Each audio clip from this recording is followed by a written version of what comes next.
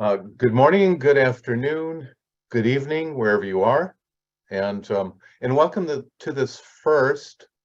uh, this first afternoon, this first meeting of a series for 3 weeks on the spiritual path from a theosophical perspective. And these meetings are jointly presented by the Universal Theosophy website and ULT, United Lodge of Theosophists. And we'll be going for the next hour and a half. Just the format will be, we will hear first a talk entitled The Self-Evolving Circle of Identity. And then we'll hear a second talk entitled Confidence and Virtue on the Path. And after that, we will have some time, perhaps 20 minutes or so, for discussion. And I'm so glad you all could be here today. So with that, I will turn it over to Jerry. Thank you, Joe. I have some prepared remarks for today, but before I launch into that, I just wanted to thank everyone for taking the time out of their day to join us. It's wonderful to do this live, and it creates a kind of a extra energy to have all of us together at the same time to do this. So thank you for attending, and it's a real privilege to be with you today. There's a wonderful unfinished book by a French metaphysical writer, René Daumal, called Mount Analogue, whimsically called otherwise a novel of symbolically authentic, non-Euclidean adventures in mountain climbing, wherein a small group of spiritual explorers from every walk of life band together on an adventure of a lifetime. They seek access to the mythic heights of Mount Analogue, which is invisible and inaccessible to the outside world. If one were to scale this metaphysical mountain, one could view the grand scheme of the universe, witness the immense cycles of the cosmos, and see into the very soul of things.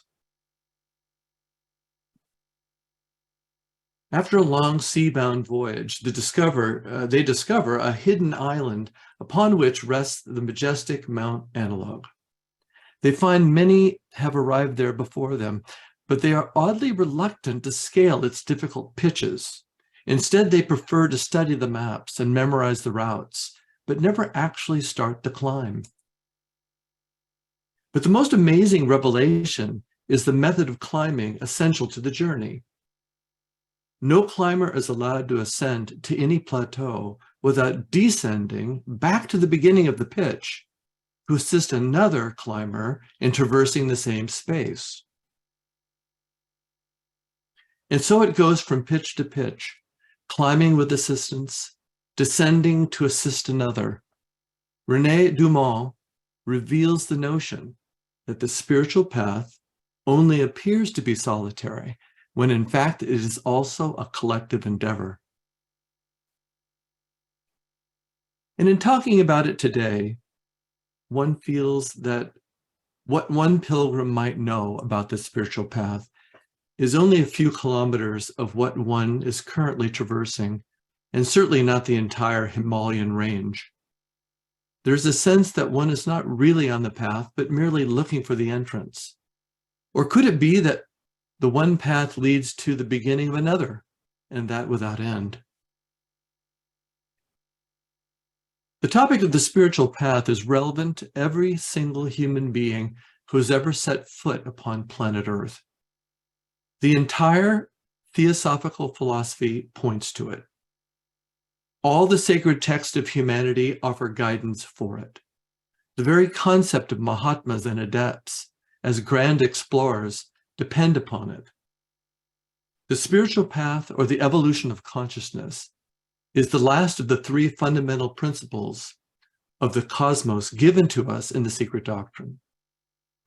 This evolution could be characterized as an immense pilgrimage, comprising millions of years and staggering numbers of transformations. The whole scheme of life, The mysterious purpose behind all of creation, we are told, comes down to this: one central ambition. Man, know thyself. All the love, compassion, and wisdom found in this marvelous universe lies within the soul of man, awaiting a series of progressive awakenings. This lecture series will look at this idea from several distinct and equally important points of view. Philosophically, as the search for truth; ethically, as the development of benevolence; metaphysically, as the purification of vestures, elementals, and life atoms; scientifically, as the alchemical process of self-transformation; and morally, as the development of character. But today, Ava and I will attempt to look at it from what you might call a psychological standpoint. For the purposes of these two lectures today, the psychological standpoint will revolve around the concepts of identification and confidence. When a child is first born, he or she claims no clearly defined identification. The child is unaware of gender. The child has no allegiance with country or state. The child makes no distinction of race, ethnicity, or culture. The newborn child is a witness to the world with no encumbering allegiances, no likes and dislikes, no favorites, no preferences. H.P. Blavatsky, in her stupendous Secret Doctrine, makes the point that the earliest and most profound feeling in the newborn babe is devotion. Devotion to the mother. And although there is a special bond with that woman who carries that child for 9 months in her womb, the newborn child seems to lovingly see all other human beings as some version of mother.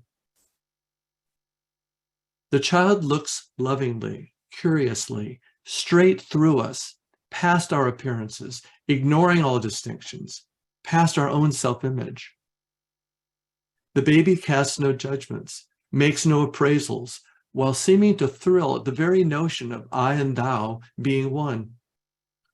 Perhaps it is for this reason that Thoreau made the astute observation that I never was as wise as the day I was born. The sacred texts of mankind will speak of a return to this childlike state, except with full self-chosen and self-conscious intentionality. The sacred text known as the voice of the silence says, "Thou shalt not separate thy being from being and the rest, but merge the ocean in the drop within the ocean. So shalt thou be in full accord with all that lives. Bear love to men as though they were their fellow pupils, disciples of one teacher, the sons and daughters of one sweet mother. Of teachers there are many, the master soul is one, Alaya, the universal soul. Live in that master as its ray in thee. Live in thy fellows as they live in it." The sense of unity, the feeling of oneness, and the pure joy of the existence of another is a state of consciousness enjoyed by the innocence of the newborn child and the settled conviction of the mighty sage. Towards this awakening, this journey back to oneness, inner strength, wholeness, sanctity, universality, and the vision of life's hidden ecosystem, we apply the word spiritual. So what is the problem? We need to define the problem. What is the knot that must be unwound? The nut that must be cracked open? The wise Buddha points to the fundamental problem of separateness as the fundamental challenge at this point in human evolution. The feeling of being separate from others, the strange assumption that the theater of life is all about me, of deafness to the rhythms of nature, all point to a false, not of false identifications. The feeling and sensibility of separate consciousness is so overwhelming so complete, so common, perhaps even intoxicating, that we don't even know we are caught in its web. We assume it is normal. We don't question it or even notice it. It is like a disease we have learned to live with. Yet very deep inside, each one of us feels a divine discontent, a yearning to break free from this bondage. Like Neo in the Matrix, we have an eerie intuition that there is an invisible side to life. There is a more profound vision. There's a greater sense of self somewhere beyond the horizon of our current understanding, our humdrum state of consciousness. We identify with a tiny sliver of the whole of life and the whole of our being. Our sense of self is a prison cell that we have erected for our own confinement. Perhaps this begins with body identification. Obviously, human beings, overwhelmed by the information of the five senses, identify with their body. This is the first lie we foist upon the baby. It is built into the very choice of words and language. I am hungry. I am thirsty. No, you're not. The body is hungry. The body needs water. It would sound ridiculous to say, I'm feeling low on oil. I'm starved for gasoline. My tires hurt. They are so threadbare. To do so would be to identify ourself with the car we are driving. And once we identify with the body, we assume the space it occupies is our space, separate from others. In what sense does the air, water, and carbon contained within the body belong to you?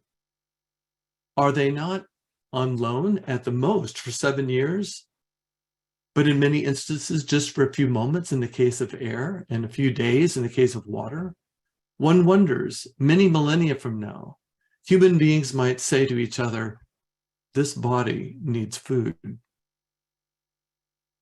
We identify with our likes and dislikes, which God only knows we acquired over time. I like ketchup, but I can't stand mayonnaise. Why? Are you starving? Would you care? I like comedies, but I can't stand action movies. I like Europeans, but I can't stand Eskimos. Our lives are filled with senseless likes and dislikes, which govern so many of our choices and attitudes.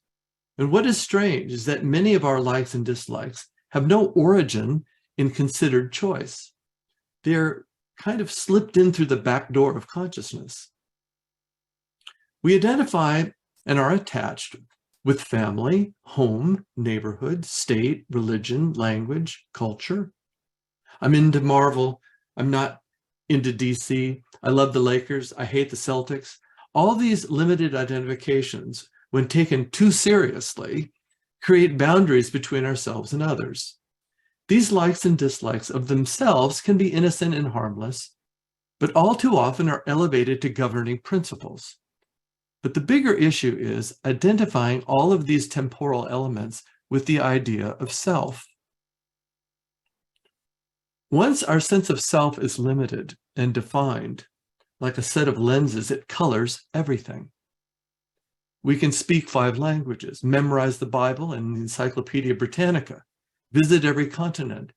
But if the sense of self is not expanded in some way, no progress has been made. One is walking away from the sun. The shadow of separative selfhood has not been shortened. The force of soul is expansive and inclusive. So too, by definition, is the spiritual path. The circle must be redrawn larger again and again. Otherwise, our thoughts will habituate and crystallize around a severely limited sense of self. What would it mean to have spiritual thoughts, unitary feelings, and altruistic desires? What would thoughts be like if they were universal, impersonal, and eternal? What if our sympathies were unlimited, our compassion boundless? All of these ideas, as experienced by the individual, are colored by our sense of self, the notion of I we labor under. A.E. George William Russell, the Irish theosophist and friend of William Pond Judge, makes the salient point that we have imagined ourselves into this pathetic prison cell of the persona, and we can imagine our way out of it. So, what is this power of identification? How does it work? And how can a knowledge of these powers of identification be utilized to move forward on the spiritual path? The third fundamental proposition of the secret doctrine in Theosophy states the following: the fundamental identity of all souls with the universal oversoul. Identity. Each ray of sunlight somehow reflects the sun itself. Each drop of water contains within it, in some mysterious way, the entire ocean. And each human being is essentially a mirroring of a universal being. We think of the third proposition in terms of evolution, growth, and the pilgrimage of monads. But right from the start, it posits the pledge of identity. Therefore, it is perfectly natural to characterize the spiritual path as an ever-evolving circle of identity. Edward Bellamy, in his sublime Religion of Solidarity, written when he was only 24, states, "Spread your wings and you will reach no horizon. Cast out the lead, it will strike no bottom. Our little wells are filled with this eternal life. Our souls are not islands in the void, but peninsulas forming one continent of life within the universe. It is man's own indolence that will inhabit but one corner of open space in the universe, a corner of himself. Let him assume his birthright and live up in others, in the past, in the future, in nature, in God. There are no barriers to the soul, but such as sense-bound fancy imagines. When Thales enunciated the maxim, know thyself, he propounded a problem not to be solved, for the human soul is continuous with it. The dual existence of man is at once infinite and infinitesimal and particular." In theosophical philosophy, we distinguish between the immortal individuality and the temporal personality. The word personality comes from the Greek word persona, meaning mask. The word individual from the Latin prefix in, meaning not, and dividus, meaning divided. Not divided, meaning whole, complete, or one perhaps. The ancient Hindus developed a mantra about the concept of self that is relevant here. Atmanam, Atmana, Pasya. See the universal self through your own immortal self. This is another way of saying the fundamental identity of all souls with the one universal oversoul. Each man mirrors the universe. So think of it as a ray of light that is extended from the sun. That ray is a pure light. It is the light of consciousness. It provides the power to perceive and is the source of identification. The sense of I or I-ness comes from the Atman, corresponding to the sun, known in modern English, thanks to modern theosophical movement, as the self. The notion of the self, capital S or all caps if you will, has taken on some of the flavor of the ancient concept of soul or psyche from the ancient Greek culture. The combination of Atman and the second principle, buddhi, produces I am. This is the sense of self with a reflection in a vehicle at the highest level. When we add manas, or the power of thought, the result is I am I, what we call self-consciousness. This gives us the capacity to think and to meditate. We can observe our own actions, both physical and metaphysical. Manas operates as a laser beam when it is focused. The ray of light, which is emblematic of the entire sun, is extended all the way through the 7 planes of matter into a body, in a manner of speaking. It is given a vehicle for this plane of existence. But the origin of that ray, the source of consciousness, is the spiritual sun. So for discussion purposes, let's consider that each human being is really at least 3 different levels of self: oversoul or sun, individualized soul or ray, and lastly, persona or mask. When that ray of universal consciousness with its power of identification becomes captive to the 5 senses in the body, there is a tropism to identify with the vehicle. This is the beginning of the materialism problem, mind you. The ancient Hindus called this ahankara, the tendency to identify with name and form. It is the spirit, the power of identity, mistaking itself for one of the vehicles, whether it be the physical body or even the highest reaches of the mind. We experience many voices within us. There is the whispering of buddhi to manas, which we might hear in our best moments, triggered by immense beauty, feelings of unconditional love, or foundational changes in our lives. There is the voice of conscience, providing us with Danger Will Robinson warnings on what not to do. There is the voice of inspiration in imagination, which glimpses the improbable and prods us to manifest the potential. There is the reason, the voice of reason, the voice of the heart. And of course, there is the old gut, which is a crude expression for intuition. But in addition to these positive voices, we all too often are struggling under louder negative ones. The voice of doubt, the baritone of fear, the chant of anxiety, all demand our attention. Additionally, there is the voice of desire and the sultry tones of temptation. The devil made me do it. The spiritual path has to do with making the butterflies of our thoughts and feelings fly in formation. Thoughts and feelings are voices. They are voices in the orchestra of our lives. The voices need a conductor, but it becomes extremely difficult to sift through the voices when we fiercely identify with them. It is a rare person who can turn a deaf ear to a body crying for food during a fast, or the cravings for alcohol or tobacco after years of addiction and habit. Theosophically, clusters of elementals have conjoined and created an organ or muscle within our constitution, in a manner of speaking. And every organ has a voice. The persona is a collection of voices.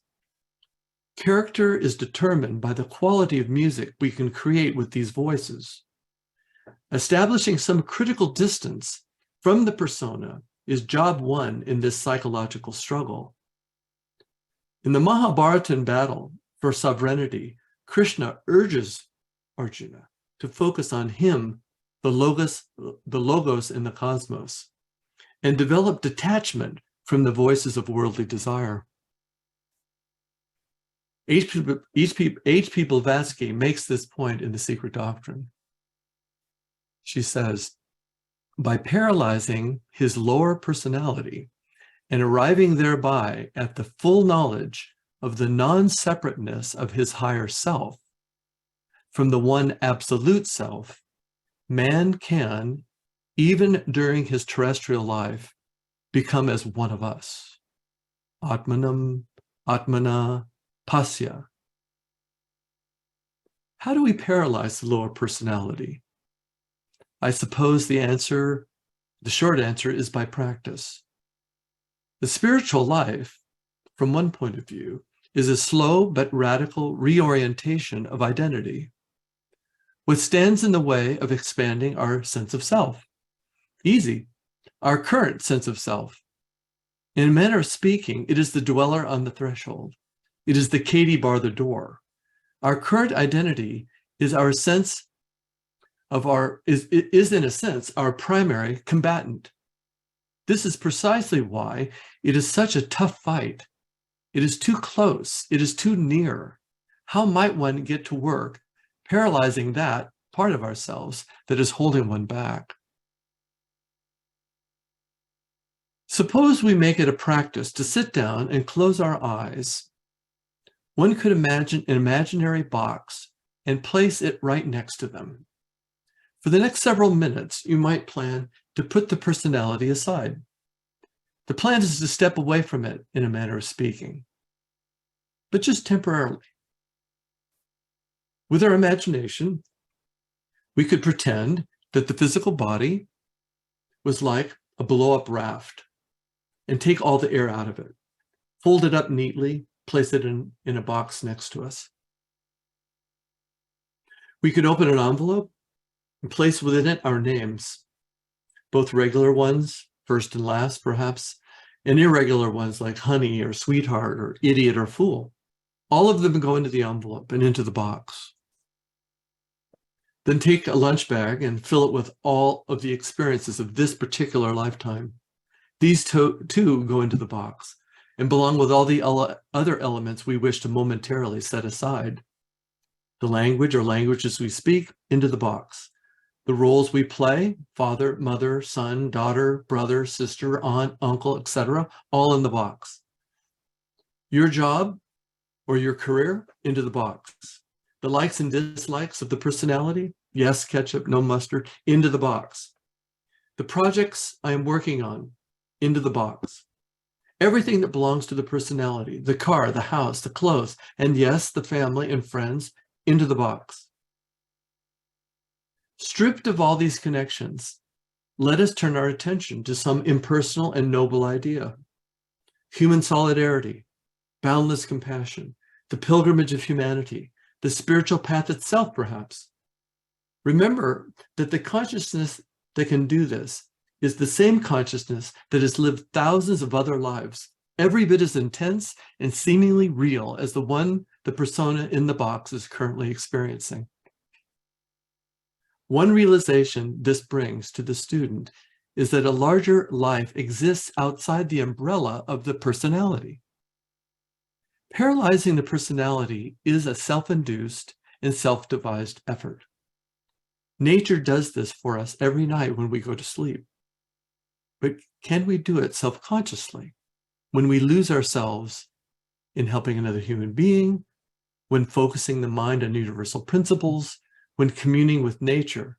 We do it when we practice adoring the qualities of great teachers and actively looking for the good in others. Let us pause for a second here and disavow a misconception. The Theosophical philosophy is not saying immortal soul good, personality bad, not at all. Another way of looking at the spiritual path is by seeing it as the supreme challenge to become capable of reflecting the light of the Logos all the way into the world, to allow all the vestures of human nature to give unique expression to the source. Sages have personalities. Adepts use all the vehicles of the human constitution like a maestro playing classical music, but they do not identify with them. That's the difference. At this stage of evolution, it is clear that selfishness, which arises from separateness, consolidated in a personality, is the enemy of the spiritual mountain climber. Give up thy life if thou wouldst live, says the voice of the silence. Bind the hands of egotism if one seeks to bring down the light. Lao Tzu says in the Tao Te Ching, the sage has no self of his own. He makes the self of others his own. In other words, the sage identifies with the whole and never merely the part. This silly illustration with the box is just an application of the neti practice of ancient disciples. Mr. Judge recommends, before going to sleep and after waking, to go through these negations. I'm not my body, I'm not my name, I'm not my job, I'm not my reputation, not the roles I play, the projects I need to do, not my personal history, etc. To reverse the trend of false identification, we must have an equal and opposite detachment effort from the persona, something that by definition is temporal and permanent. The student can add the systole to the diastole, affirm the qualities of the self-governed sage, dwell on the qualities of sacred teachers. The voice of the silent says, fix thy soul's gaze upon the star whose ray thou art, the flaming star that shines within the lightless depths of ever being, the boundless fields of the unknown. Silence thy thoughts and fix thy whole attention on thy master, whom yet thou dost not see, but whom thou feelest. Take the time to appreciate and celebrate the goodness in others. Write an unspoken eulogy to in your mind of all the best qualities of the people in your life. Dwell on the spiritual sun. See yourself without a form, beyond form. Be a mind and a heart that has no location in time and space. All of these exercises form the via positiva of the mystic. Negate, affirm, negate, affirm. We are building a bridge between the higher and the lower self. When we slowly turn this into a kind of mental breathing, we find certain things begin to happen, albeit slowly, growing like a tree grows, first under the soil invisibly, and gradually reaching out above for the sunlight. The chains of attachment to name and form are loosening. One welcome sign in this is that it becomes easier to take oneself less seriously. We find humor in some of our encrusted thoughts and habits. They seem increasingly more ridiculous, like one person who reported always setting the volume on his car radio to an even number or a multiple of 5. More and more, the life of others gains greater and greater fascination for us. Our sense of self is more aligned with observations about human nature and less about our own personality. Everyone is revealing a different part of one's infinite potential, the larger self, the immortal soul, showing one what is possible.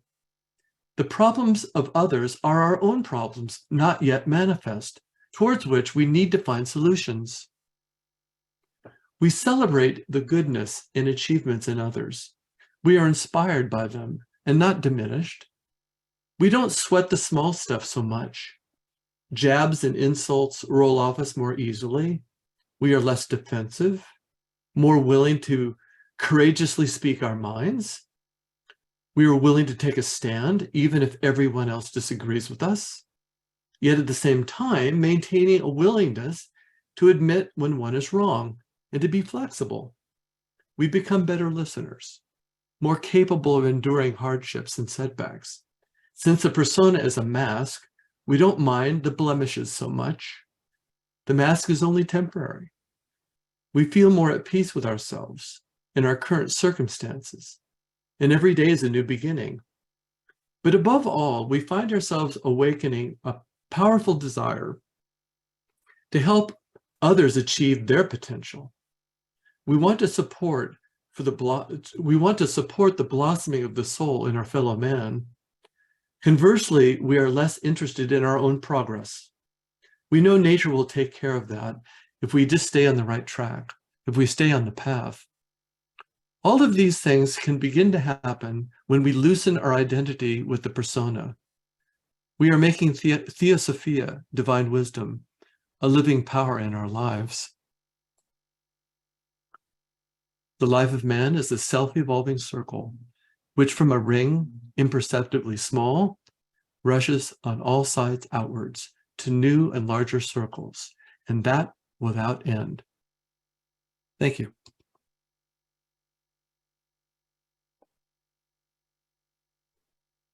Thank you very much, Jerry. That was eloquent, logically argued, and full of really wonderful practical reminders. I'm sure it will generate a lot of reflection in all the folks here lucky enough to hear that. We're going to turn to the next presentation. Before that, I just wanted to take a sneak peek to next week, the 22nd, when the two themes taken up will be the science of self-transformation and the Eightfold Noble Path. And 2 weeks from today, on April 29th, the themes then will be the search for truth and Plato's allegory of the cave. And now we'll turn the meeting to Eva Moberg. And thank you, Eva.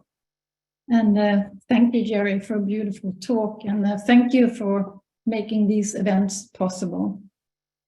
So, Awakening to the Path is some subtitle that we would like to share.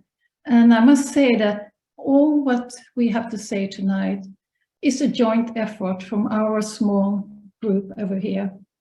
We are about 12 people, and we meet every week, and half online and half in person. And about a year ago, the request came that we should study the voice of the silence. And in our group, we have a lot of mutual trust and encouragement, and we support each other.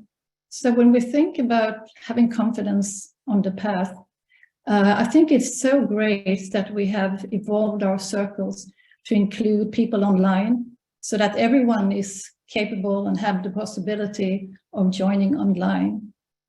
Our aim in our group has been to try and make very, very metaphysical treatise, like the Voice of the Silence is, somewhat comprehensible and applicable in daily life. So we will share in all simplicity a little bit of the ideas that we have studied over this year. Our aim has been that each night when we leave the meeting, we should have something to try for the week until we come back again.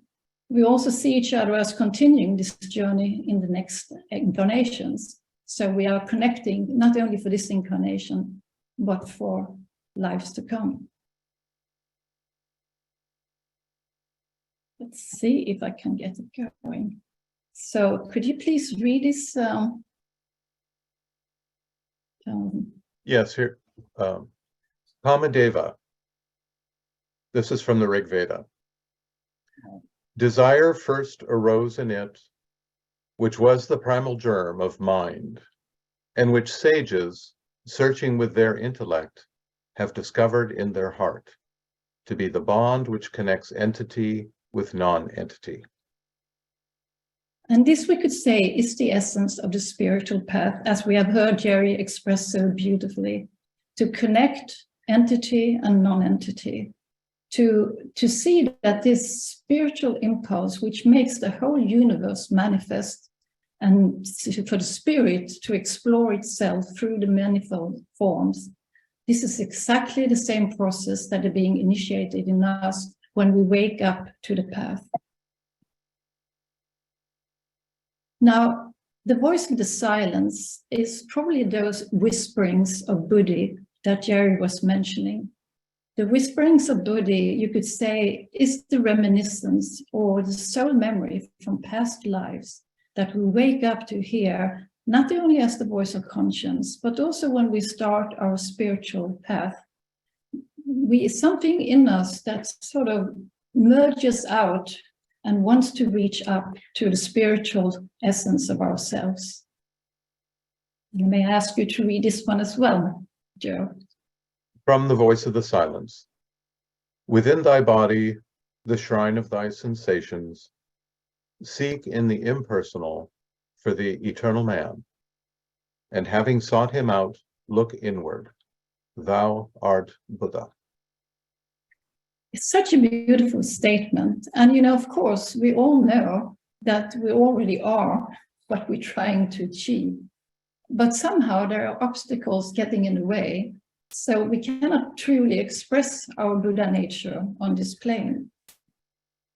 So the path has a lot to do with moving from object to subject, not to be looking for the truth outside of ourselves, but subjectifying it, looking inside. And for this, we need tools. We have the head doctrine, and the head doctrine sometimes have gotten a very bad reputation. It's all about, intellectual stuff. It's all about metaphysics. It's all about studying. But in order to have confidence on the path and to not lose one's confidence, one needs that head doctrine as a mapping out of the path. Because we need to know what are we going to challengingly face when it comes our way. And then, of course, the heart doctrine is walking the path. Because if we can study until we get blue in our face, we can study metaphysics for lifetimes to come, and nothing really happens until we try to put it into practice. So the theory is important. So this first part of the talk is going to give a little bit of the theory, very simplified, key cornerstones that we need to have with us in order to be able to keep our confidence on the path. And for those who want to go deeper into this, Jerry has already referred to the 3 fundamentals of the secret doctrine. So we have identity. Who am I? What do I identify with? We have structure. How does this universe work? What laws are governing the universe? I need to know that if I want to develop into a spiritual being. And what purpose is it? What is the purpose of evolution? The purpose of evolution is to bring out that kammadevik impulse in each sentient being, to activate it so all sentient beings can reach the same realization. So if we start with identity, which Jerry touched upon in many different ways, here's a very simplistic way that we have looked upon it in our small groups. So the highest point of identification that we can imagine is that of being an aspect of the universal consciousness. So there is only one of us, and it is the same in all sentient beings. In order for the spirit to get to know itself, it has to differentiate into matter, into substance. And this is done first through the individuality, which is that sense of continuity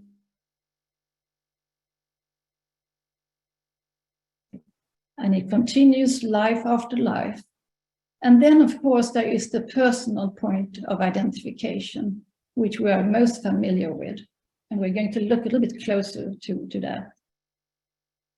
So our current point of identification is what in the voice is called the dust in the mirror. Is that dust that hides the true Buddha nature in us. And we call them the modifications of the mind. And what does that mean? Well, our memories is a modification of the mind. It is our use of the mind that either makes us see things as they really are, or just see projections of our own imagination. And if you think about memories, I mean, when you come to this stage in life, you're very happy to have a memory, because when the memory is fading, it's not that easy. But a memory is also a hindrance, because it's conditioned our mind in the way that we look at things. So we nearly never see things as they really are, because we perceive them through the veils of our memories. We also have, as Jerry was pointing out, ketchup or mustard, likes and dislikes. And you can say the whole time, the lower mind is sort of oscillating between its likes and dislikes. And what is triggering the likes and dislikes? Well, those are our senses. And our senses are beautiful tools for experiencing reality on this physical plane. But there are very good servants, but very lousy masters. All our likes and dislikes forms patterns and habits. And we may think of patterns and habits in a static way, but they are actually living elemental fields that we are giving energy to. Each time we think in a certain way or act in a certain way, we are reinforcing those elemental fields. And in a sense, that is the illusory aspect of the personality. It wants to see itself as having a permanent identity. That's the whole illusory aspect of it. And so the patterns, when they break down, creates a chaotic condition within our personality. And we hold on to those patterns, like if it was a question of life and death, which it is in a sense. And that creates and reinforces the idea of separateness. separateness, which then stands in the way for being able to perceive and realize our true Buddha nature. So we need somehow to guide the mind in a spiritual direction. And in order to do this, we have to make a shift in our point of identification. Sorry, I should put back here. So would you please read this? Joe? Yes, of course. From Patanjali's Yoga Aphorisms, concentration, or yoga, is the hindering of the modifications of the thinking principle. And so, how are we going to hinder that modifications? We cannot change something that we are identified with. So we have to create a meta perspective for ourselves. And that meta perspective has in many traditions been called the witness position. We have to be able to see and have a meta perspective of our own personality. How am I interacting with other people? How am I interacting with life's different situations? And we can see that this witness position that we start here in this physical, aspect of reality has a gradual awakening that moves us more and more inwards. Because you could, of course, say, well, who is witnessing the witness that witnessed the personality? And this is, going on all the way up all our 7 principles. We need to be able to establish the witness position in all the principles. So let's then take a look at structure. We know that the law of periodicity is inherent in everything that exists. And we look at cycles in nature, and again, we immediately have the tendency to look outside ourselves. But what we need to do is to look inside and to look for those intrapersonal cycles, to learn to see how does our thought patterns work? How does my emotional patterns work? How does my physiobiological patterns work? So that's the only way we can change things, And then we have to look also at the cause and effect.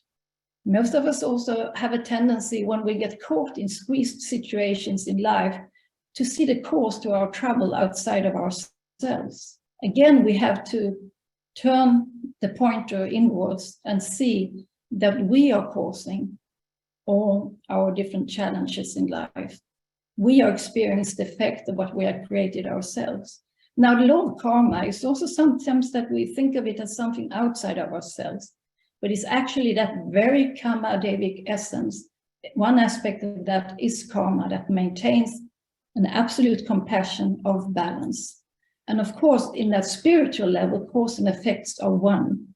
It is only on our plane of thinking and existing, which is caught in a linear time frame, that we see cause and effect as different.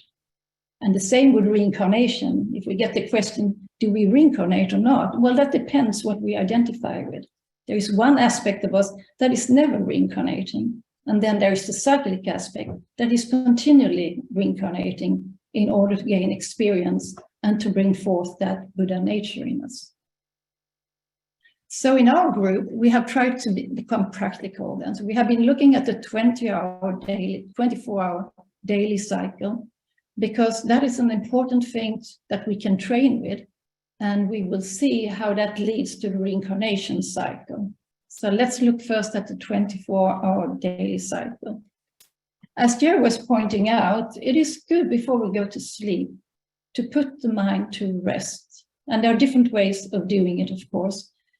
We have been following some of the advices that Mr. Judge gives, that is to make a review of the day that has been from the witness position. So no likes and dislikes, just as an observation. And then to try and formulate a spiritual idea, a spiritual question that we would try and hold on to through this whole journey of the 24-hour cycle. So as we move from the waking to the dreaming state, we all know how terribly difficult it is to rest aware and consciously make the transition from waking to dreaming, because we have to cross over, or cross through rather, what we call the laya point.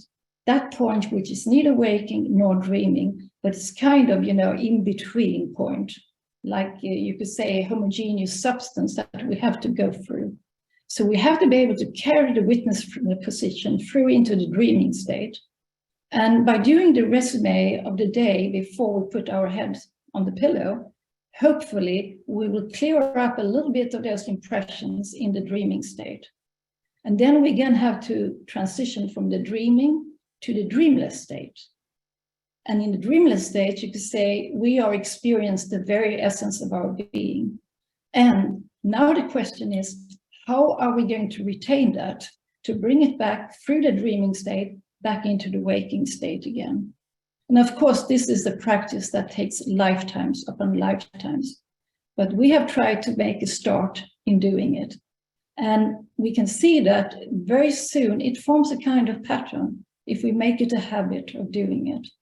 And so, for example, we can see if the idea that we gave thought to before going to sleep, can we maintain that? Can we wake up with the same idea?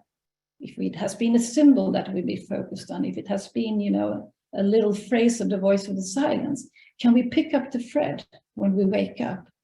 So we make both, a review of what has been during the day, but also what has been during the night.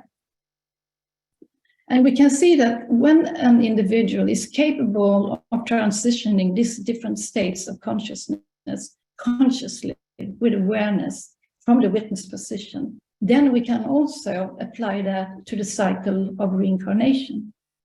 In our incarnated life, we make experience and impressions just like we do in the day. And then we go through a kind of dreamlike state where the personal selfish desires are being, worked upon. And then we go into the state where we have the spiritual longings and desires that are being integrated into individuality. And then we can come back and continue our journey. And of course, we know that people like Tulkus in Tibet, for example, or other very advanced Mahatmas can do this transition and come back with a totally perfect consciousness that has no interruption. Now, if we think about the purpose why we're doing this, we say, what is it that motivates me? And this is, of course, a question that we have to ask ourselves on a daily basis, on a minute-to-minute basis. The two paths. So that is the second fragment of the voice, right? So not only do we have to walk the spiritual path, but we also have to realize that at the end it is twofold. And the whole second fragment of the voice of the silence, as we know, brings up this topic. And extremely simplified, we have liberation and we have renunciation. Now, liberation is the being that has renounced all material desires, but still have a desire for spiritual longing or bliss of nirvana. Renunciation is someone who refuses to enter nirvana because of the realization of what we call the bodhisattvic path. A bodhisattva is someone who has come to the insight that samsara and nirvana are opposite poles of the same, and so has transcended both in order to stay on and help mankind. And this I will ask Joe to read again, please. The Kuan Yin Pledge. Never will I seek nor receive private individual salvation. Never will I enter into final peace alone. But forever and everywhere will I live and strive for the redemption of every sentient being throughout the world from the bonds of conditioned existence. And could you please read this as well, Joe? From the Aphorisms on Karma by W.Q. Judge. Changes may occur in the instrument during one life as to make it appropriate for a new class of karma. This may take place through intensity of thought and the power of a vow.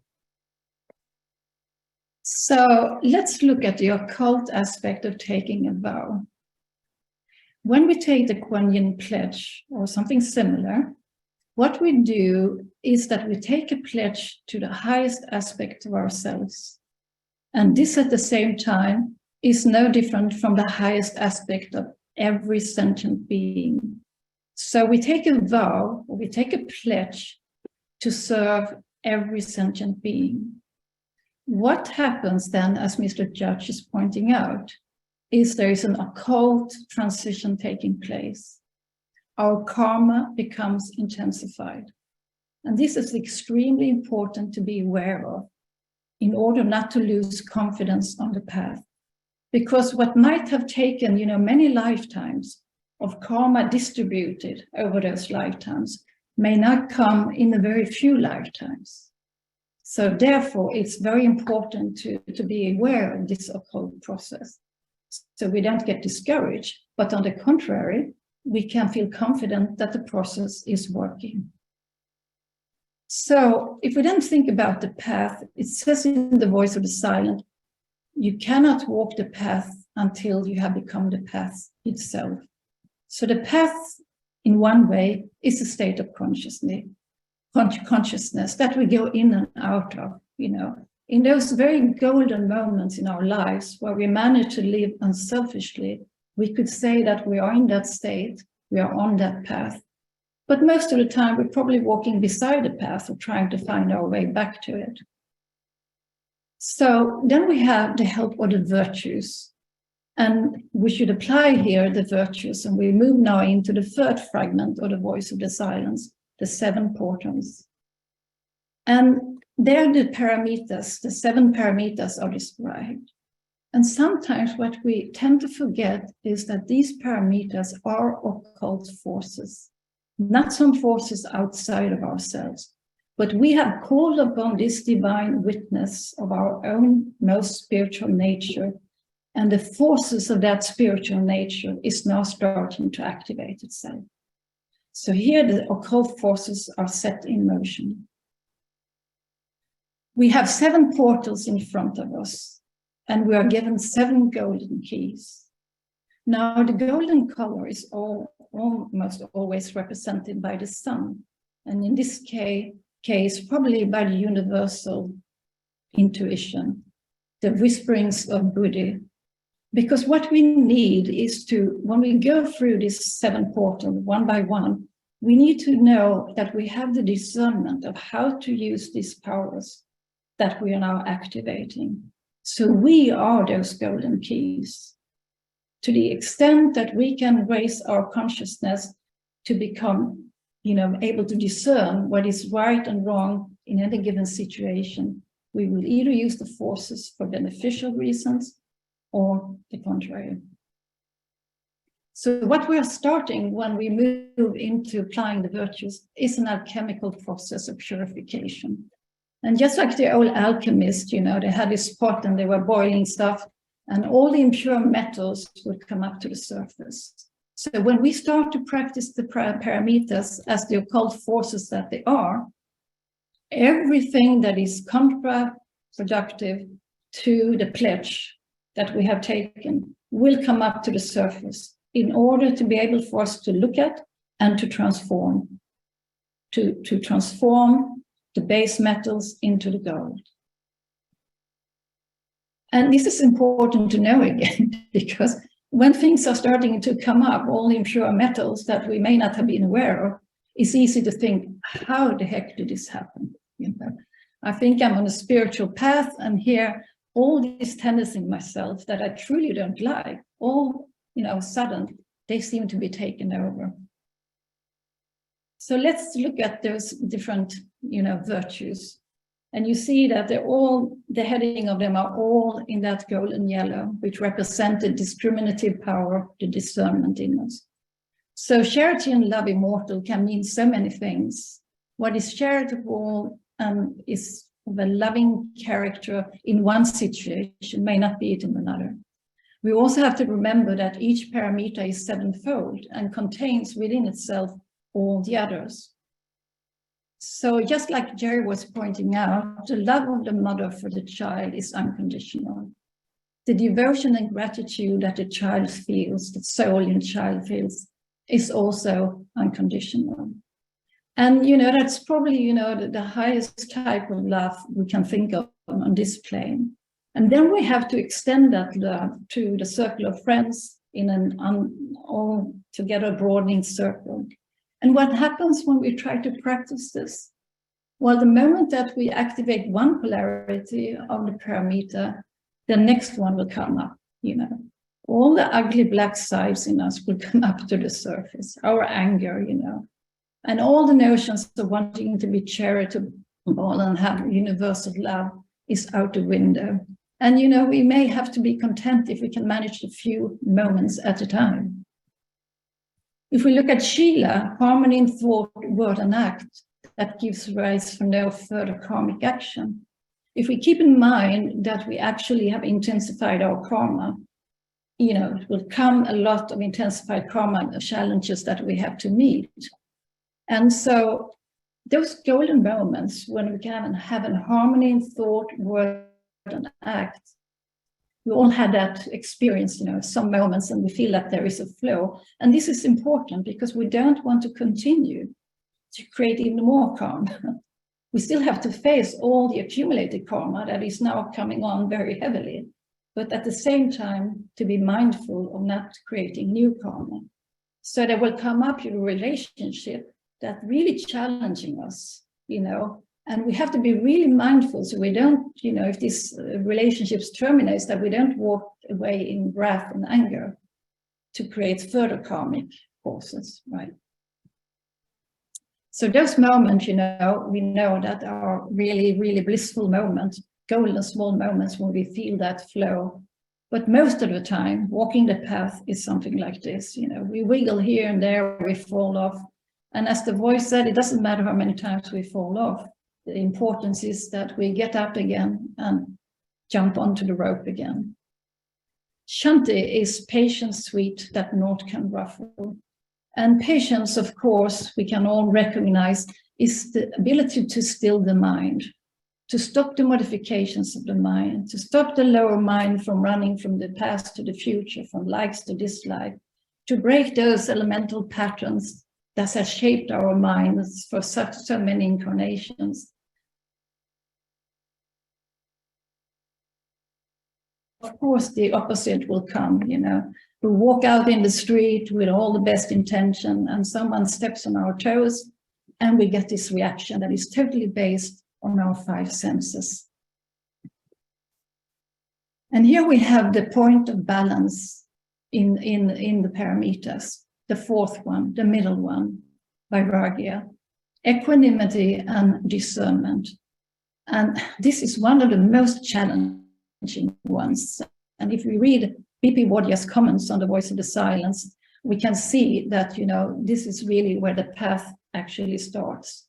Because we have to free ourselves from all likes and dislikes, from all pairs of opposites.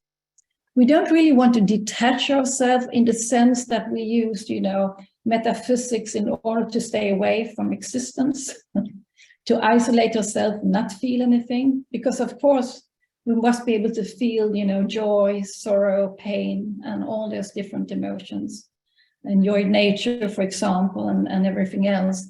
But we shouldn't get caught up in the web of it. We need to know how to let go. And that is one of the most difficult things to do. Because, you know, to let go of something is to let go a little bit of the personality. It's like Jerry said, and we have pointed out in a previous talk, the greatest mantra of all is the mantra, I may be wrong. And to repeat that for oneself helps. And so it is a little bit like this, you know, how do I let go of something that is very familiar and maybe not really serving my purpose any longer? And to let myself, you know, move away from the personal limitations to be able to see a greater beauty in life by expanding my circle of self-identification. As we do that, as we free ourselves from personal desires, the spiritual will, which is the only will there is only spiritual will, but it gets caught up in our different points of identification. So when the spiritual will is free from personal desires, it can roam free upwards. And we are told that there's certain type of spiritual enthusiasm that is saying yes to existence, that is saying yes to service, that is saying yes to devotion to the divine, in a very, very simplified manner, like the small child who takes joy in exploring. And when the dust is cleaned off the mirror, when there is perfect concentration, where there is that awareness, then that mirror can reflect back. So when our mind is no longer conditioned by all those lower modifications, it can start to reflect back prajna, or the wisdom of compassion. So then we have cleared away the hindrances that stands in the way for our Buddha nature. Now, another way to look at this, which I would believe that is inspired to a great extent from Mr. Wadia, is to apply the paramitas into the diagram of page 200 of the Secret Doctrine. We know that when the universe is evolving, it evolves, from the most spiritual, it goes all the way down into the deepest matter, and then back up again with an increased wisdom, of course. The same for each of our own pilgrimage. We incarnate here for the purpose of realizing the spiritual goal. And so you can see that one part of that journey is descending into matter. And if you think about, the stories of initiation, for example, in Egypt, where the neophyte or the candidate had to descend into the lower worlds and to help beings in that lower world and then come back up again. Well, that's probably a symbolic way of what we have to do. We need to have dana. We have to be armed with the key of charity and love immortal when we're going down into matter to scrutinize our deepest corner of materiality. We need to have shila, so we don't create any further karma. We need to have shanti, so our mind is not modified by all the ugliness that we may find in ourselves as we go through this process of digging up all the dark corners in ourselves. And then Mr. Wadia says that truly the spiritual path actually starts with vairagya. And I think that is because it is the turning point. Now, this is the balancing point. Can we transcend duality? Can we transcend the pairs of opposite? Can we have that non-attachment so that the spiritual will then can bring us all the way back through dhyana up to prajna again with a fulfilled journey? So one question that we asked ourselves in the group here was, if you are to be reborn, what would be the crucially most important thing that you would like to carry over as a memory? And it was, we talked a lot about it. And one aspect was, if we can only come back with the same flame of devotion and the longing to serve, then we feel confident that the virtues will again present themselves in one shape or the other. Hopefully, if we have studied the archetypal ideas in a non-dogmatic way, we will be able to recognize them in whatever shape we will meet them in the future. And it is important to, remain confident on path, to think that we are never, ever alone. And so I would like to end the talk with this quote from the Voice of the Silence. Please, Joe. Silence thy thoughts, and fix thy whole attention on thy master, whom yet thou dost not see, but whom thou feelest. So, thank you.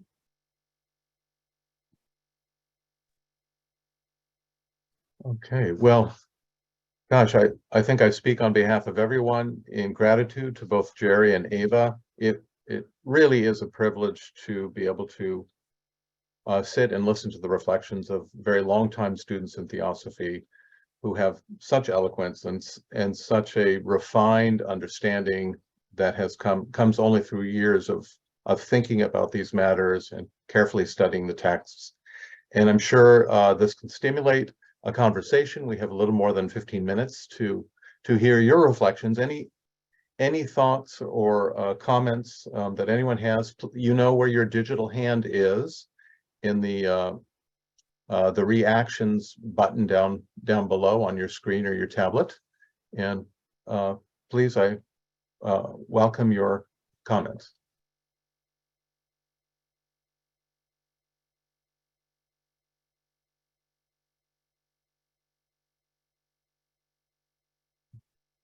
Okay. Well, very good. Jonathan has a comment. Please, Jonathan.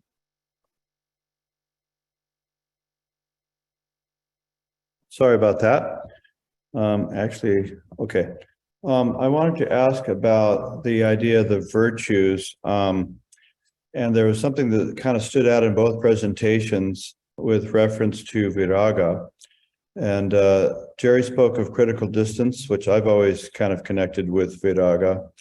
And Eva spoke of it, kind of referring to Mr. Wadi, I believe, that the real journey starts with viraga. And I'm wondering if you guys could speak about that. Does that have to do with if you are indifferent to pleasure and pain, that you can start to get some kind of traction?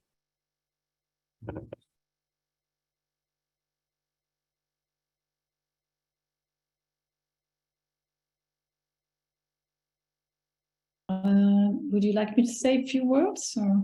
Please do. Yes, so I was just thinking, you know, when we have sort of, how could I say, loosened the bonds of the personal modifications of the mind, that will start to free itself. And, you know, if you think about the vairagya, it's kind of at the opposite pole of the triangle on page 200. So, you know, when we activate that pole, we start up, you know, a more, you could say, direct line of communication and dialogue. So that's probably one of the reasons why the will is carrying us upwards, you know, through an ever enlarging circle of identity. That's one way, but I'm sure, Jerry, you have something or anyone else to add to that? Yeah, I was thinking of that climber, Alex Honnold, that I've become so fascinated by. He makes the point that being comfortable is not part of being a climber. If your object is to feel comfortable, then you probably shouldn't be a mountain climber. You know, and that has an analogy like running a business too. I mean, if your object in running your business is for everything to be easy, then you probably should do something else, because it's not going to be easy. It's going to be hard. So I think that there is a fundamental cultural tropism towards seeking pleasure and running away from pain. And that, you know, our existence kind of revolves around, you know, those two things. And when we have a larger perspective, a larger view, a more unitary view, which is what we're trying to do when we're talking about thinking theosophically, which is just another way of saying, looking at life through the lens of universal principles. Then the object is growth, progress, getting good work done. And sometimes that requires pain, and other times it involves humor, and sometimes it's easy and sometimes it's hard. But it doesn't seem to matter that much which one of those things it is, as long as progress is being made. And I think that's what vairagya is about, is that it's doing good work and not caring if, you know, if it's pleasurable or painful. Jonathan, do you think there's any merit to that, looking at it that way? Yeah. Perhaps also what Eva said, that there can be an acceleration of karma, and then sometimes a lack of confidence. But perhaps with vairagya, you could look at things through a different lens, perhaps. I'd like to make a comment on that too. Picking up on Jerry's thread just now, I'm always thinking about the way it is worded in The Voice of the Silence. Indifference to pleasure and to pain, illusion conquered, truth alone perceived. And the suggestion seems to be that you begin by being partial towards pleasure and pain. I mean, look at the opposite of what it's making the suggestion, because we've been conditioned by pleasure and pain. And not only that, but I think the suggestion is that pleasure and pain are the language of illusion. So you can't overcome illusion without that. And it also suggests that we then should be conditioned by something else, that we have to look beyond pleasure and pain. And I like Jerry's notion of good work. You know, it implies all, you know, devotion, attraction to ideals, you know, the great love. What's that phrase that Eva was using? The Kamadevic essence, you know, this living energy coming through us. So it holds out this wonderful hope that, hey, yes, you're going to give up pleasure and pain, but there's something a lot better, something closer to you. So, let's see, Ava's next. Mm-hmm. Yeah, I was just thinking also how important, you know, humor is in this, right? Because, you know, some of us, we can become really hard taskmasters on ourselves, you know, when we fail to do it and we feel that we fail on the path or so.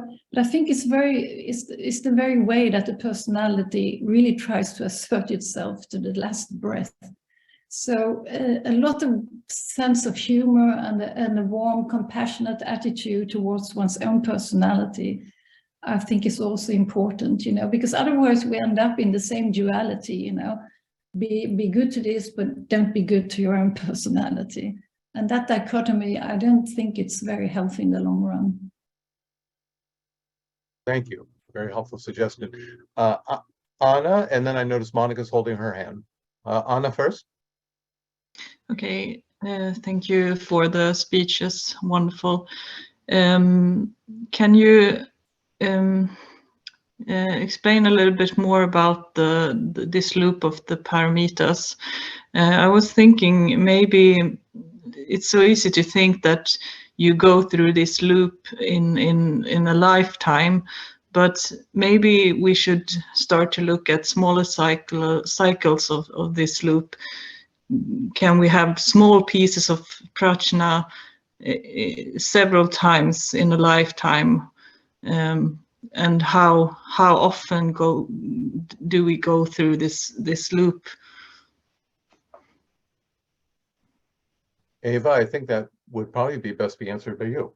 Yes, and I think you're very, very correct there, Anna, because everything that exists in the large exists in the small. And I think it would be dreadful to try and walk the spiritual path if we didn't have those moments of insights of wisdom, of insights of compassion, of moments where we find that we are patient or charitable and loving. So we have to see that we get glimpses of it.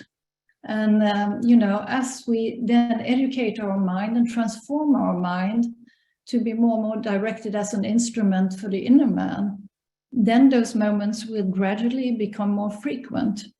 But it has to start with glimpses. Otherwise, how will we have any hope of seeing any light in the tunnel at all?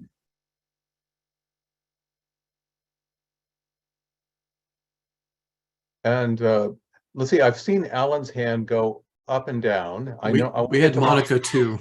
Yeah, let's go to Monica first, and then we'll go down.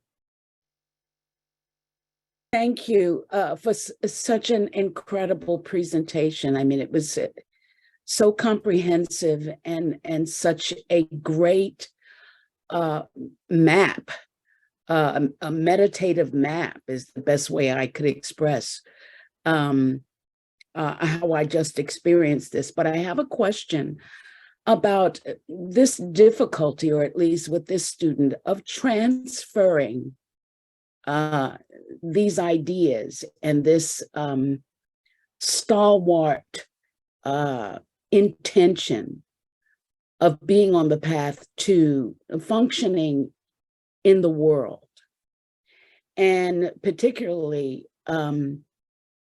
the creating detachment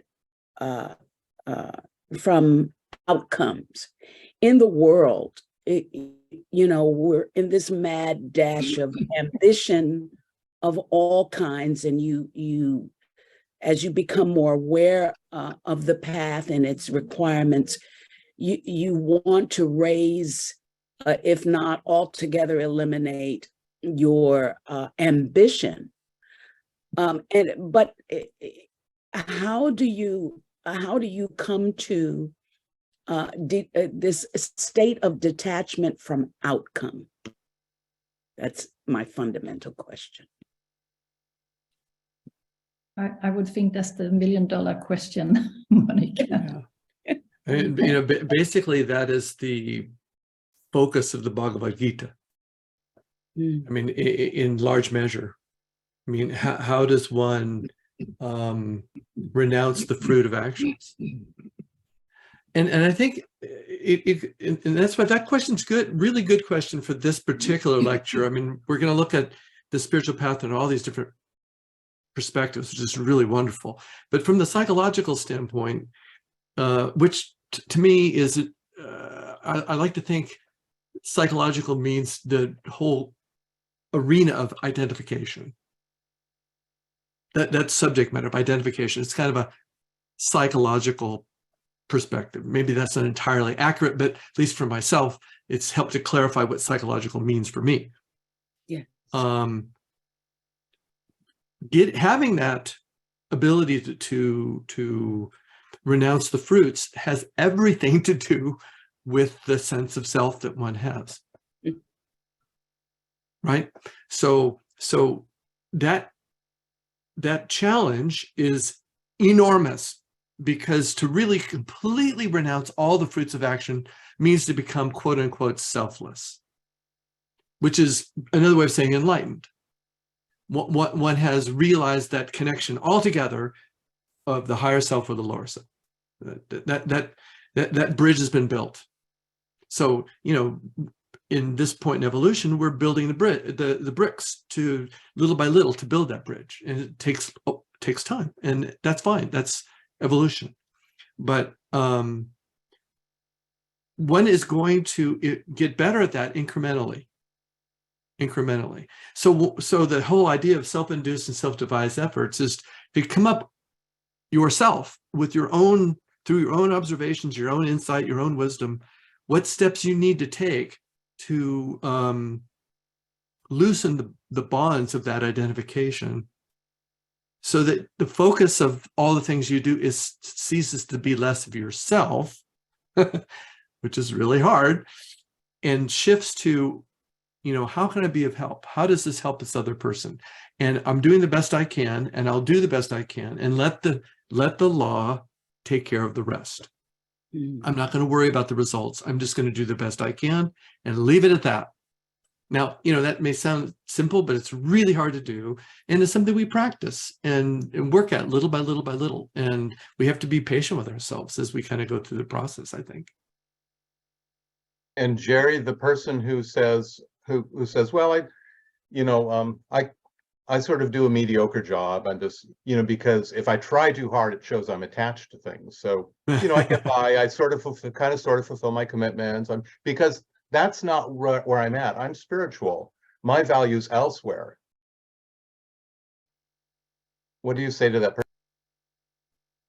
Well, I mean, this is what's interesting, is that the egotistical side of our nature that we need to kind of get a handle over loves to jump into the middle of all this and start throwing its weight around.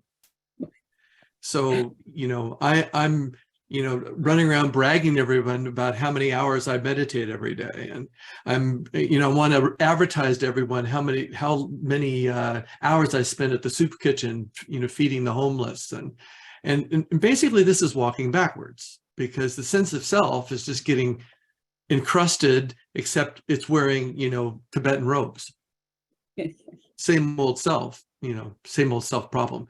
So this is why, in all of theosophical teachings, we talk about meditation and self-study, because the two have to be conjoined. It's the Emersonian trust thyself and the Hawthornian watch thyself.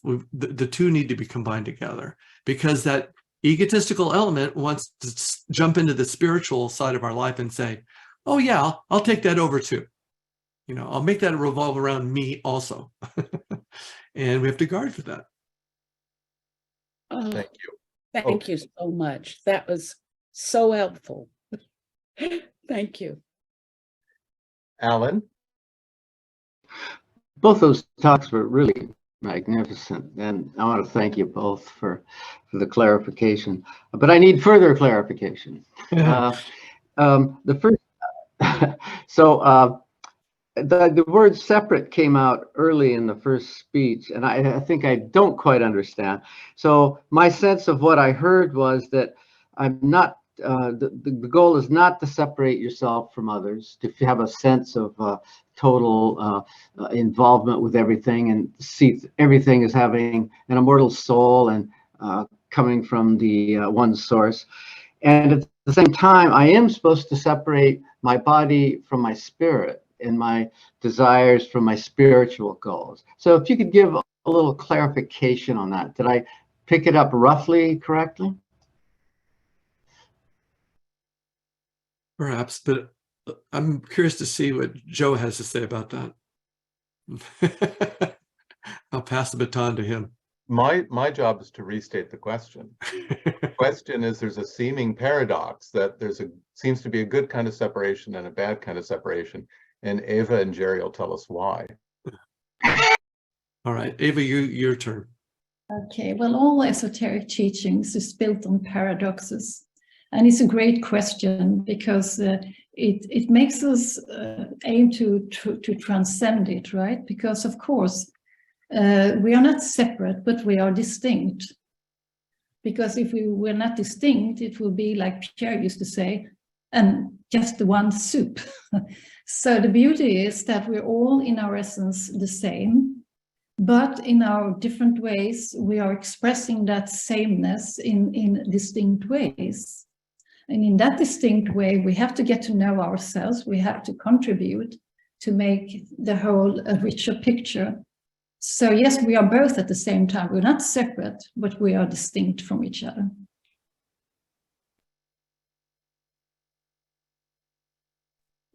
You know, I was reminded, Alan, and Alan's been coming to our Wednesday night study class. We took up for a few of the passages from Judge's letters. And you remember in the letters early on, there's a letter where he describes a meditation he does. And I think at the end he says something like, if it wasn't, he says, does this meditation sound like madness? If it wasn't, I'll tell you, if it wasn't for this madness, I would go mad. But he's affirming that he's everything in the universe. And so he says he goes in detail. I am my friend. So he goes in detail to all his friends and he affirms he is them. He says, I am my enemies. He goes in detail to all of them.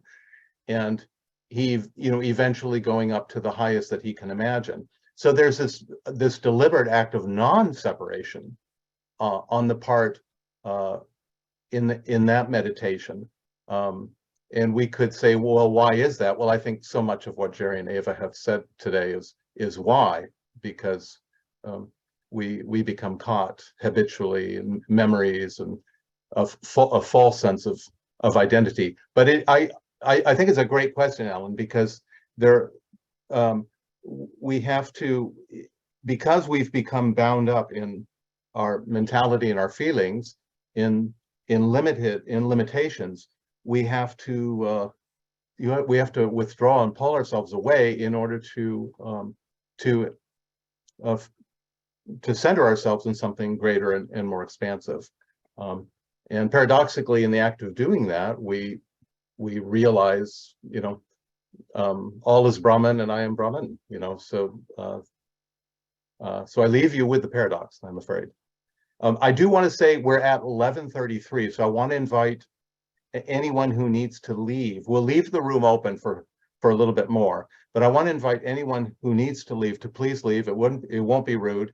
We understand people have lives and have to get on with things and have different time areas, but I do want to thank all of you for coming today to this meeting, this wonderful joining of minds and hearts, and to share these two students have taken the effort to put these wonderful meditations together, inspiring passages, beautiful pictures. It really was elevating. So I want to thank all of you for coming, and we can continue the conversation for a little bit more.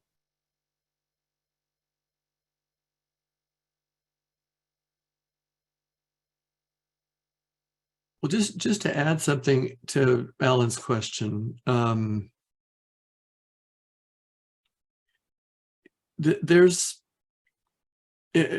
important not to get hung up on the words too much. Separateness is our problem. That's a disease in human consciousness. But let's make sure we understand what that means. I mean, it's that illusion that we're the center of the universe. I mean, it's an illusion. I mean, the personality is not the center of the universe. And there's, what, 8 billion of us here right now on the planet. I mean, it should be kind of painfully obvious. But we actually walk around and live our lives as if we are the center of the universe. And it's a feeling, it's a sensibility that's, hard to shake. And, to varying degrees, we push away from that. And we, sometimes we recognize intellectually that that's true, but we don't live that way. There's a lot of things that we recognize, intellectually that doesn't get into our practice. So, that this separative idea is one thing, but then pushing back against those elements of separatism in our thought processes and our emotions and feelings, well, that might require stepping aside from it, giving yourself some critical distance from it. And we do that in what, Ava talked about as a period of review. We just, we can look at our lives and evaluate, but don't do it from the standpoint of the persona. Try as best you can to elevate beyond it and just think of yourself as consciousness per se, and try to, minimize the editing. See, that's the problem, is we edit. I'm going to only look at what I did good today, and I don't want to look at all the mistakes I made. I don't want to really, acknowledge that, I lost my temper here, or I had these thoughts of grandeur or whatever. We tend to edit the negative out and want to focus on the positive. Well, the soul is going to look at the whole picture, the unedited version.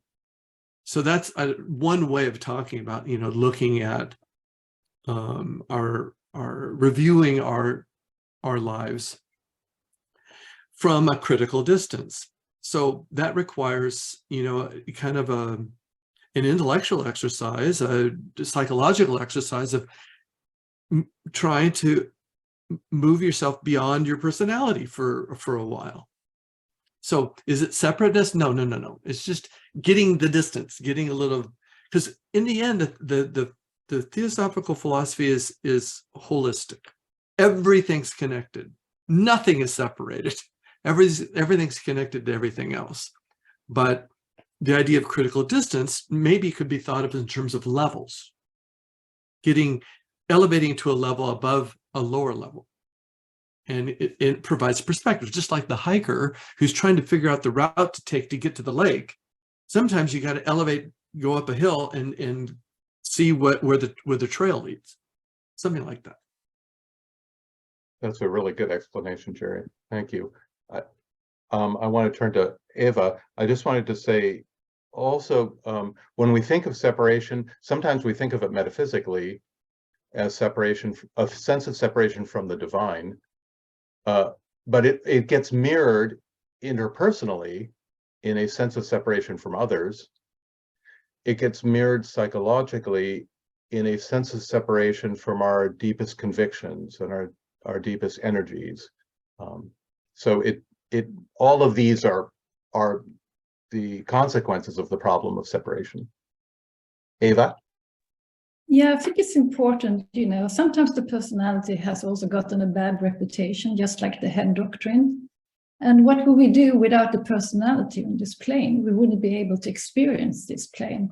So I think it's very important to have a good relationship with one's personality. Sometimes one can view it as an unruly child, that gently has to be guided in the right direction. Because after all, we are here to try and elevate everything we come in contact with. So there is nothing that is separated from something else. It's all intertwined. So let's guide that personality in a nice direction. And instead of saying mistakes and, stumbling, so let's think about it as making experiences, and we learn from the experiences, and learning from the experiences means that we can do better next time. So think about it as a continuous process the whole time. Thank you, Eva. Alan, is your hand just a memory or is it a new inspiration?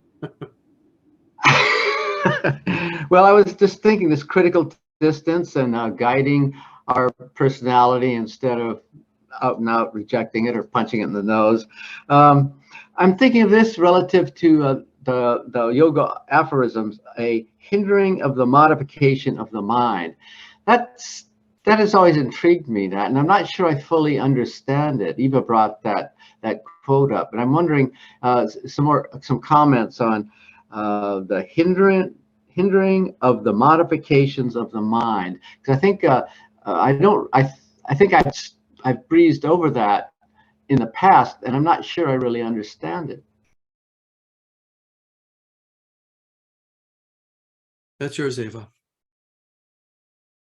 Okay, well, if you think about modifications as a conditioning of the mind. So, for example, if I have had, excuse me, a bad experience and have a memory of that bad experience, that would make an imprint on my mind. So the next time I meet something of a similar character, I may not be able to see what is actually there, but I project my memory onto it. So in that case, you could say that the modifications of the mind, the conditionings of the lower mind, stops us from seeing things as they really are. So, to have a look at, Jerry was pointing out that self-study is just as important as meditation. In meditation, we establish the witness position, and then we use that witness position to a little bit look at ourselves, what conditioning of my mind do I have that I need to be mindful of in connection when I relate to others and life at large. So those conditionings of the mind are in so many various degrees. And you could say that our whole personality, in one sense, is a conditioning of the mind or a mental modification.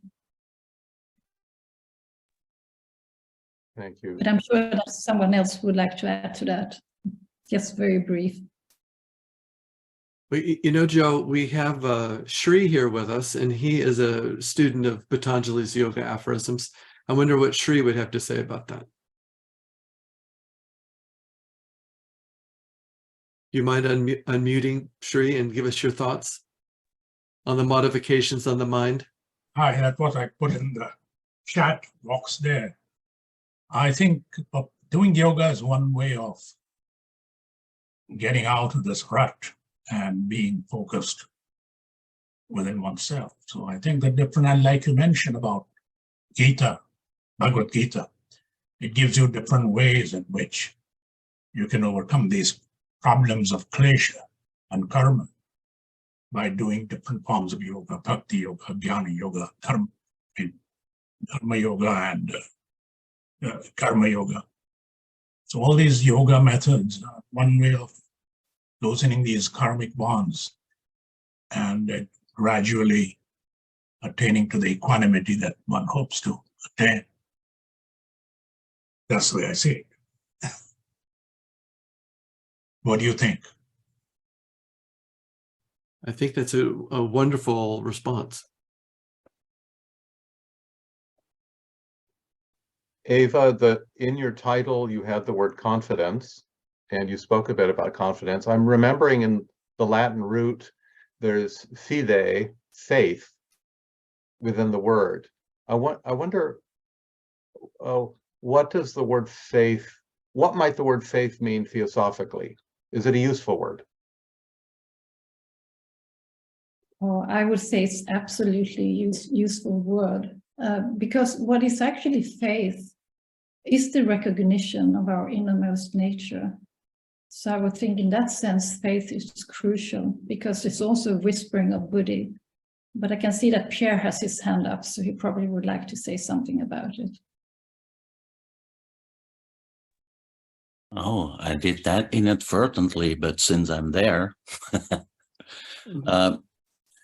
coming back to Alan's question, it's an interesting point, and we have to make a distinction between when do we need to think and when do we need to involve ourselves with yoga. Because when you're driving your car, I would recommend not to stop the modifications of your mind, because you're gonna hit something. So we have to make a distinction between developing proper conceptualization, and that means that we have to build up a decent philosophy that is the groundwork for our life. Whereas stopping the modifications has to do with a particular yogic training where we take out time to quiet our mind so that something else that exists in us of a higher nature can come to the foreground. But in daily life, we have to deal with modifications of the mind, of course. And in that sense, I think very often in Theosophy, there is a little bit of a pejorative approach towards using the intellect. But we have to start by using the intellect, because that's thinking. And we have to learn what to think. So in that sense, we through the intellectual understanding of our philosophy, we also increase the awareness of what we need to do. And that's how we generate good judgment, because good judgment comes from experience, and experience comes from bad judgment. So what we need to learn to do is build on our mistakes. Let's put it that way. Don't think that because you want to develop wisdom, that tomorrow all of a sudden everything is going to be the result an expression of wisdom. We're going to make many mistakes for a long time, but we can build on our mistakes. And an intellectual understanding of our teachings increases the awareness of those mistakes. For instance, say you're critical towards somebody, that's part of your skandhas. What you can learn to do is immediately after the criticism, because you couldn't stop it anyway, it's part of your nature, you're critical, immediately after realize that you were critical and even start laughing at it. And in that sense, you can slowly start building on the mistakes that you've made. And at some point, you will be able to stop yourself before you become critical. So I think we have to make that distinction here between emptying the mind, so to speak, making it a blank so that something of a higher nature can come in, and living our life, which happens through thinking. So those are two stages that we have to work on at the same time.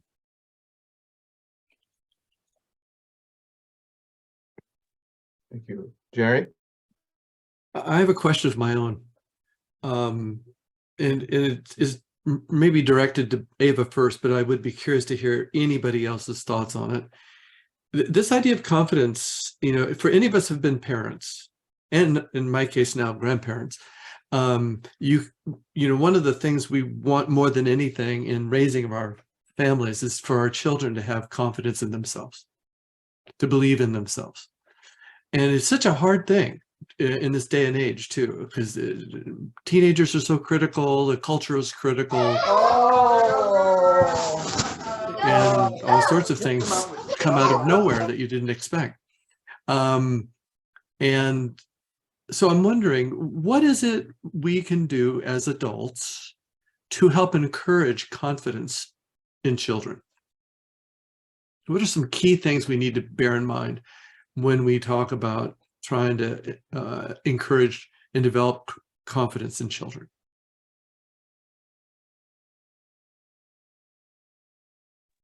Well, that's a very large question. It doesn't have one answer, but you know, in every way we can encourage when a small being is exploring the world and to help and aid the best we can, you know, to foremost of all see that it may be a small body. The body may be young, but we're actually trying to address that inner being that is presently in a small young body, and you know, to show the same respect. We know that children learn by example, so it's not so much what we say but what we do. If we in every way can honor that soul, help it to set healthy boundaries and to you know, to grow into a loving and kind person, and foremost of all, I think to encourage a small child to learn how to respect all living other sentient beings. And as a small child learns that, there is something of the spiritual that is coming through, and I think that's where the true confidence comes from knowing that you are a spiritual being and are being addressed as such and respected as such. So that's one aspect, but let's hear what other people say about it. I'd like to add, I think intimacy in relationships with small children, non-defensiveness is really important. So it means obviously doing away with behaviors that are shaming or guilt-ridden and all of that, because when we are intimate with a child, when we are saying you are enough and this is enough, we are encouraging that child to be intimate with themselves, because confidence is a break within the person. It's a fracturing that occurs primarily when a person is no longer intimate with themselves. You know, if a child grows up in a very shaming, harsh or authoritarian environment, then they're internalizing the belief, because those that they love and depend on are telling them that they're a shameful person, and they don't want intimacy with themselves, and it creates all kinds of problems. So to begin with that, to be present with them, and that also means that an adult mirrors honesty about their own mistakes, willingness to model how to make an apology, to model how to say I was wrong. All of that, I think, does huge advances, because that demonstrates the kind of confidence, you know, because there has to be confidence with about one's faults, in the face of one's faults, one's willingness to go on. I'm going to go to Monica. Thank you. When this question was asked, the first thing that came up in mind was that terrible adage of children should be seen and not heard. And this is something that just at this point, I think in our society has less weight or stirrings inside parenting. But I think the idea of inclusion and acceptance of the smallest child's take on things is extremely important. And added to that is our good fortune of maybe even being aware of where they were before they came into this incarnation. And because you can have a house full of children, each of them with different experiences and needs and specific things to work out. And so an overall blanket of allowance for that, for them, that is just the rule of the household, I think creates in them a self-love, a self-respect, but I think it also sends them out into the world with a respect for others in that same way. So I just think that this is very important. Thank you, Monica. Eva? Yeah, along the same lines, I think that's beautifully put both from you, Joe, and you, Monica, because if we look at the child as a soul and the eternal being that has come back, and we address it with equality, then I think a little bit of our task as parents or as grandparents is to be kind of a midwife. It's kind to help to bring forth that which each soul is carrying with it from before, and to do that in a way that we hamper that soul as little as possible in that expression, with very gentle guidelines of, like you were pointing out, Joe, of mutual respect and so forth. Thank you. I think that you know, we've gone 25 minutes over. We probably should draw this to a close. I'm buoyed and very happy to see so many people stayed in the room. And this after conversation has been really helpful. I know we could go on and on, but I just want to give a thank you again to Jerry for his expansive view about what we can do with identity, and with Eva for telling us about the steps of the path, and saying some very cogent things about confidence. So again, just a reminder, next week, then we will meet again, and the two themes will be the science of self-transformation and the eightfold noble path. And I certainly hope to see all of you here again. Thank you. Thank you, everyone. Thank you. Thank you very much. Thank you. Thank you. Bye, guys. Thank you so much. Be well. Bye-bye. Thank you.